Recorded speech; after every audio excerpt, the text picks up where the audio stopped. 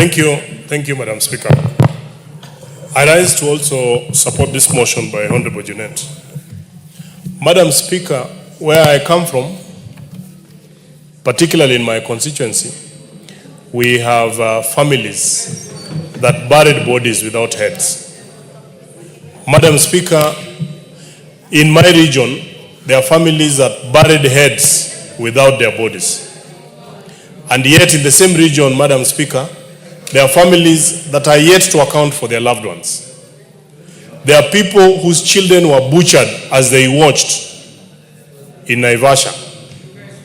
There are people who have not recovered from what happened in 2007.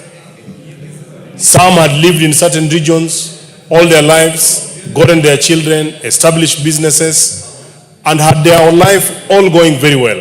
But because of the post-election violence, Madam Speaker, of 2007, they have never known home, because even when they went back to their homes, they found they had no land, they had nowhere to settle.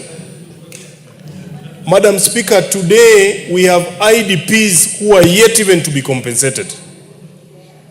They have even petitioned this particular house that because of the actions that happened in 2007, they need to be compensated.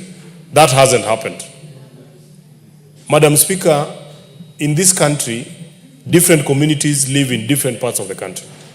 And I actually dare say that the community where the former deputy president comes from, members of his community are all over the country, in different parts of this country. They have established businesses there. They have established families there. They are running their lives from those particular areas. That a leader like that can come and say that whatever happened in 2007, 2008 is like a Christmas party. To imagine that such a leader would want to be elected and that we are going to have many other Christmases with such an individual. I think in this particular house, Madam Speaker, we have never felt vindicated. We feel vindicated that the action we took to impeach the mistake of a deputy president that we had, we feel completely vindicated. Even if we were to rewind time, we would still do the same. Madam Speaker, as if that is not enough, subsequent statements from this very gentleman, like over the last weekend, he is now almost dictating the uniform, even the dress code of the people from his region. He is dictating who you are speaking to. He is going to dictate which church you are going to. He is going to dictate which car you are going to drive. He is going to dictate what food. Madam Speaker, I just want to tell Kenyans that no one should listen to Rigathi Gachagua. He is not only dangerous to this country, he is even dangerous to himself. In fact, part of the allegations when they were brought here to the assembly were issues to do with him having grabbed property from his family. We feel vindicated. I sympathize with the people that are, every other weekend behind this gentleman and saying that this is a leader we want for this country.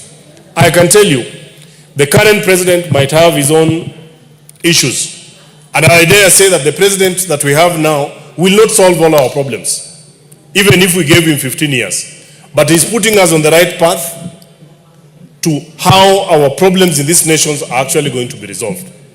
I want to condemn in the strongest terms, and I want to call upon the police every single day, including yesterday, when Rigathi Gachagua says that the president has set up a killer squad, it means he knows he should be called to record a statement.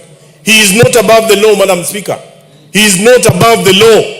In fact, I want to ask the leadership of this House, through you, Madam Speaker, that we call the Inspector General of Police to explain to us why is it that one Geoffrey Rigathi Gachagua has not recorded a statement and he continues to make insightful statements across this nation. I submit and I support.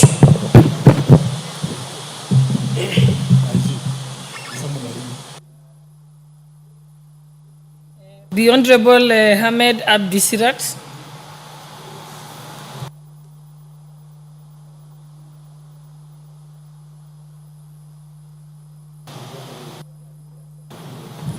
Thank you, Madam Speaker.